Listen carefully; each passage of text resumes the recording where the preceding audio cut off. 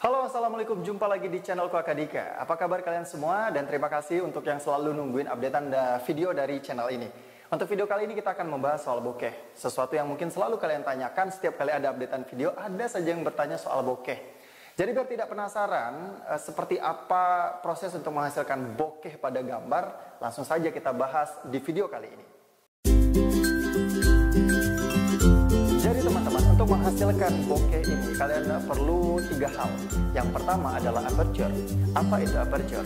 Aperture ini adalah bukaan pada lensa. Biasanya ditandai dengan kode F pada lensa.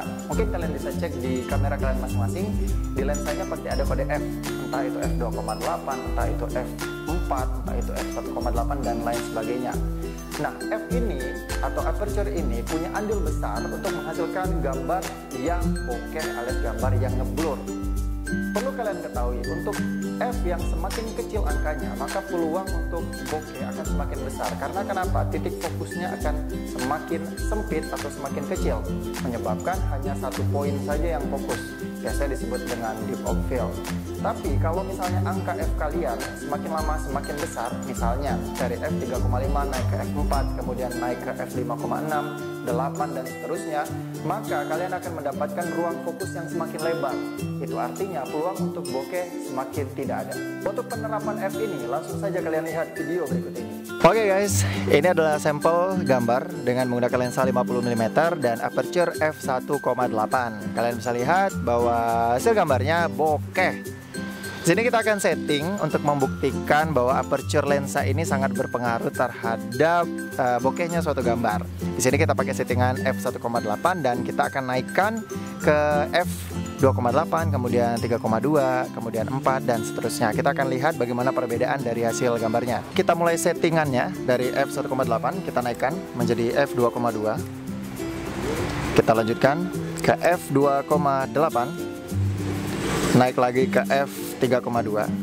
Ini juga settingannya shutter speednya juga harus disesuaikan sesuai dengan aperture ya. Jadi jangan sampai nanti aperture kalian naikkan angkanya, shutter speednya tidak kalian turunkan. Itu akan membuat gambar kalian menjadi gelap.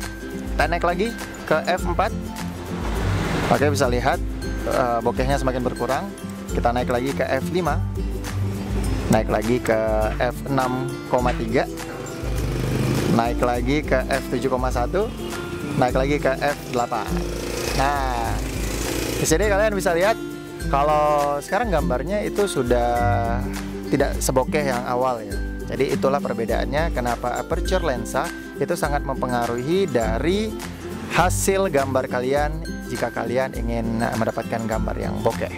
Jadi gunakanlah aperture dengan bukaan terbesar atau angka yang terkecil. Oke?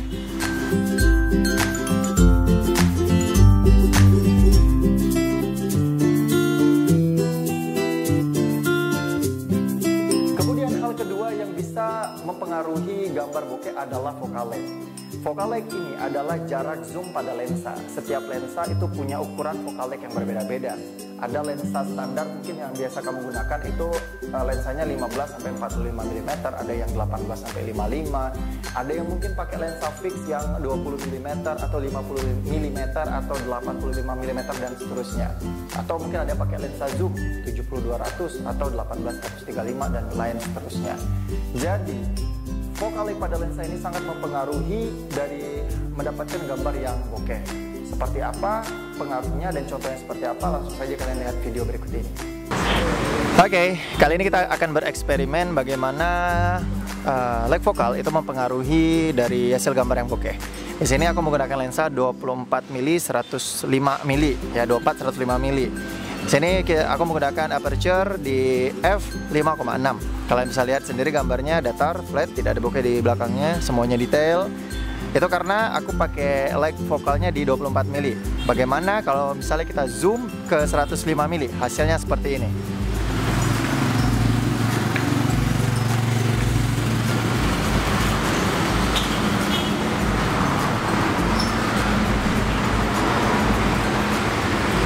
Oke, kalian bisa lihat background di belakang mereka itu sekarang lebih bokeh dari sebelumnya, agak sedikit ngeblur karena pengaruh dari jarak length focal yang sudah sangat dekat. Jadi lag vokal ini mempengaruhi, salah satu faktor yang mempengaruhi kalau misalnya hasil gambar kalian ingin bokeh. Kalian harus punya aperture dan juga lag vokal yang tepat. Oke, ini adalah eksperimen kedua tentang lag vokal. Kalau tadi kita menggunakan lensa 24-105 mm di f5,6, kali ini kita menggunakan lensa Tokina 11-16 mm dan di f2,8. Di awal tadi sudah dijelaskan juga bahwa aperture itu punya pengaruh besar supaya hasil gambar kita bokeh. Tadi aku menggunakan lensa 50 mm di f2,8 itu hasil gambarnya bokeh ya. Tapi di sini karena lag vokalnya hanya 11-16 mm, walaupun kita zoom in zoom out seperti ini, ya, backgroundnya sama saja, tidak ada bokeh-bokehnya karena ya lag vokalnya terlalu lebar, tidak sempit. Makanya kalau misalnya kalian ingin dapat hasil gambar yang bokeh, gunakanlah lensa dengan lag vokal ya minimal 35 mm lah. Itu akan punya kesan yang bagus di gambar kalian karena backgroundnya pasti akan bokeh. Mau lebih bagus lagi kalian dapat bokehnya bisa pakai lensa 50 mm ke atas. Itu hasil gambarnya pasti bokeh. Seperti itu. Kemudian hal terakhir yang bisa menyebabkan gambar bokeh adalah background. Background ini sangat penting untuk menghasilkan gambar yang bokeh. Kalian mungkin sudah memiliki aperture yang angkanya kecil, yang bukaannya besar, yang mungkin f-nya sampai 1,4 atau 1,8 ya. Kemudian kalian mungkin sudah punya focal length yang mungkin cukup panjang gitu ya, sehingga kalian bisa zoom dan mengakibatkan gambar kalian bokeh. Tapi kalau kalian tidak punya background yang mendukung kalian untuk mendapatkan gambar bokeh, maka hasilnya tidak akan bokeh. Mungkin kalian bingung seperti apa contohnya. Contohnya langsung aja kalian lihat video berikut ini. Berikutnya adalah percobaan bagaimana background itu juga mempengaruhi bokeh. Di sini kita masih menggunakan lensa 50 mm f1,8. Kalian bisa lihat langsung di gambar kalau tidak ada bokeh di gambar ini karena objek yang kita ambil terlalu dekat dengan background dan juga backgroundnya flat. Maka dari itu kita harus memilih background yang jauh dari objek yang kita ambil supaya backgroundnya bisa bokeh. Kita geser seperti ini.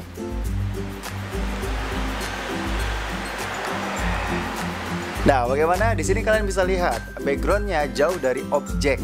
Backgroundnya lebih luas, lebih panjang, lebih jauh sehingga menghasilkan background yang bokeh. Nah, setelah ini kalian pintar-pintarlah memilih lokasi mana tempat kalian berfoto atau mengambil video supaya hasilnya bisa bokeh secara maksimal. Oke, bagaimana kalian sudah lihat bagaimana cara untuk menghasilkan gambar yang bokeh? Mudah-mudahan setelah ini kalian bisa praktekkan di rumah dan mudah-mudahan juga tidak ada lagi pertanyaan, "Bang, bagaimana menghasilkan foto atau gambar yang bokeh?" Sekali lagi terima kasih untuk yang sudah nonton video ini dan aku tunggu juga kritik dan saran kalian di kolom komentar di bawah atau mungkin ada yang punya ide setelah ini mau bikin video apa. Mungkin setelah ini kita bikin video apa ya, aku juga masih belum tahu. Mungkin kalian bisa bantu untuk komentar di kolom di bawah, kasih ide mau bikin video seperti apa setelah ini. Jangan lupa komen, kemudian like dan subscribe channel ini supaya channel ini lebih berkembang tentunya. Aku pamit, terima kasih untuk video kali ini. Wassalam dan sampai jumpa di video selanjutnya.